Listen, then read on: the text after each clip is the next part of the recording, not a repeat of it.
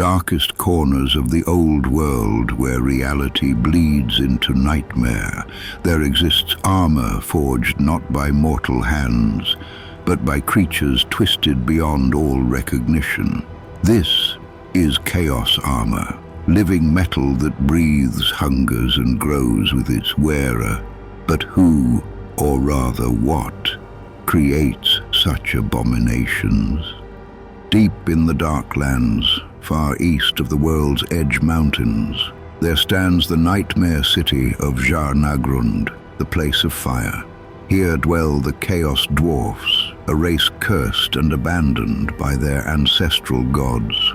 These fallen smiths traded their souls to Hashut, the father of darkness, in exchange for forbidden knowledge of sorcery and metalworking beyond comprehension. The Chaos Dwarfs forge their cursed armor in furnaces that burn with the stolen souls of sacrificed slaves. They work demon iron, metal torn from the realm of chaos itself, alive and with malevolent intelligence. Each piece is bound with dark sorcery, inscribed with runes of pain and domination. The metal screams as it's shaped, and the smiths answer with incantations in tongues that should not be spoken.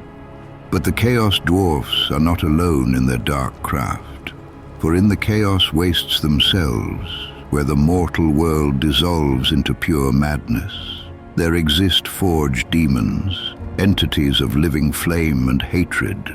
These creatures shape armor from the screaming essence of the warp itself, crafting suits that grant their wearers terrible power, at the cost of their humanity, their sanity, and ultimately their souls. Those who put on the armor of chaos gain strength beyond mortal limits. They feel no pain, no fear or mercy. But the armor is not a gift, it is a chain. It grows into the flesh and becomes part of the wearer's very being. Remove it, and the warrior dies screaming, for the armor hungers. It demands blood and whispers promises of glory while slowly devouring the soul trapped within its shell. And so the cycle continues. In Jar-Nagrund, the hammers never stop falling. In the chaos wastes, the forged demons shape new nightmares, and all across the old world, champions don the cursed armor, believing themselves masters of a power they cannot comprehend. They are wrong. The armor does not serve, it owns, it corrupts, and when the wearer finally falls, how will the armor trick the next fool to claim it? All these questions and many more will be answered in the Tales of the Old World. Subscribe and click the notifications button.